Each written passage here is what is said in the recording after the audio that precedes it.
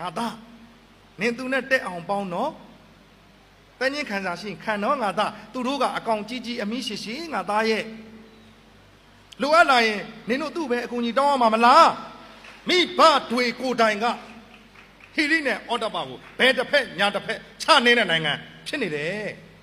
မိန်းကလေးတွေကျွန်တော်လက်ခုပ်တီးခွင့်ကိုမပေးဘဲနဲ့ကျွန်တော်တောက်လျှောက်ပြောနေတာအချိန်ကြောင့်မိန်းကလေးတွေငါ့ကိုများဘယ်ချိန်လက်ကြည့်မလဲဆိုတော့စိတ်နဲ့ PTT လောက်ဟိုကောင်လက်မကြည့်ဘူးငါ့ကိုများဘယ်ချိန်ဟဲ့ကောင်မဘာလဲနင့်ကိုဟိုကောင်ကြည့်သွားတယ်တွေ့လားအောင်မဲကောင်မနေအသာနေစမ်းပါပြောနေတာစိတ်ထဲမှာနင့်ကိုကြည့်သွားတယ်သိလား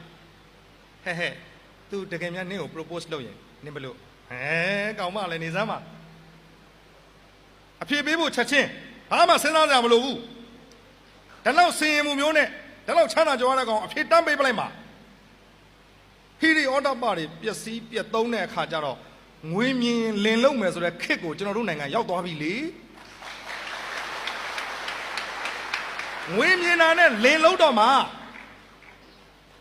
ငါမြန်ပြောခဲ့လို့တော့ကျွန်တော်တို့လိုချင်တာက7ချစ်ဆာမီလေးနဲ့သို့မဟုတ်တနခါပုတ်ကကြားလေးနဲ့မြန်မာဆန်းဆန်းခင်မီတော်လဲရင်ကျေးသောမိမျိုးလေးတယောက်ဟဲ့နွယ်ဟိုကောင်လေးကိုကျွေနေလားမသိဘူးတက်လားဘာလို့လဲဟိုကောင်လေးဟိုကောင်ပေါ့ဘာလို့ရှိရမှာလဲတန်းလုံးမှာသူတယောက်ပဲရှိတာဟိုကောင်ပေါ့သူ့ကိုပြောတာနင့်စကားဒါနောက်ဆုံးဖြစ်ပါစေဟာနာမည်နွယ်ဟာအမေကျောင်းဆရာမငါအဖေစာရေးဆရာတခုခုပေါ့ငါနာမည်နွယ်နင်ငါ့ကိုဒီလိုပြောတာဒါနောက်ဆုံးချိန်ဖြစ်ပါစေဖေးမိန်နဲ့မေးရဲ့ဂုံရှိန်ဂုံဝါနဲ့ငါတို့တိုင်းပြည်ငါတို့နိုင်ငံရဲ့အမွေအနှစ်တွေကိုမိဘအမွေရတယ်လို့မျိုးခိုးဆိုးလူရယုံမကအာနာနဲ့ပါဝါနဲ့ချမ်းသာကြော်ဝနေတဲ့အဲ့ဒီမိသားစုဝင်တယောက်အဲ့ဒီကောင်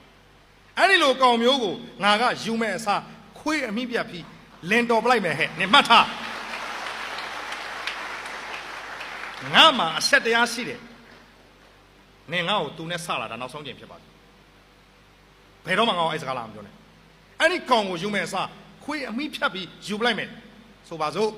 ကျွန်တော်စိတ်ကူးရင်တာကျွန်တော်တို့ရဲ့နှမတွေသာအဲ့ဒါလိုမာထန်တုံ့ပြန်နိုင်ပြီဆိုရင်တော့ဗျာလက်ခမောင်းခတ်ပြီးဂျွန်းထိုးပလိုက်လို့ရပြီသို့တော့ကျွန်တော်တို့နှမများကဟိုကတစ်ချက်ကလေးဝေ့လိုက်တာနဲ့တတော်ကြီးပါသွားကြတာ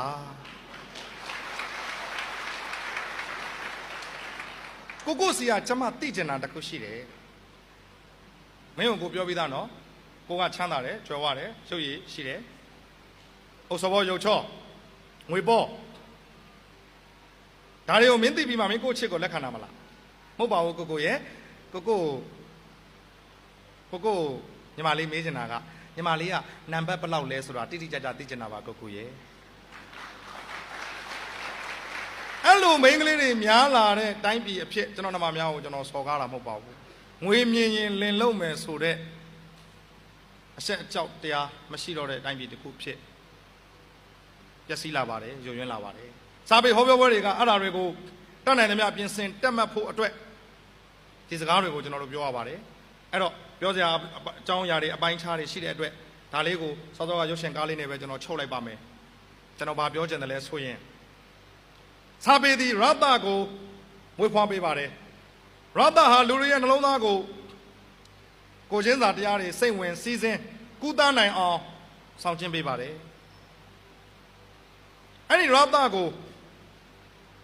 ခံစားတတ်မှကိုချင်းစာတရားနဲ့ပြေဝတဲ့အစစ်မြင့်တဲ့လူသားတွေဖြစ်နိုင်ပါလိမ့်မယ်အဲ့ဒီလိုမှမဟုတ်ကြဘူးဆိုရင်တော့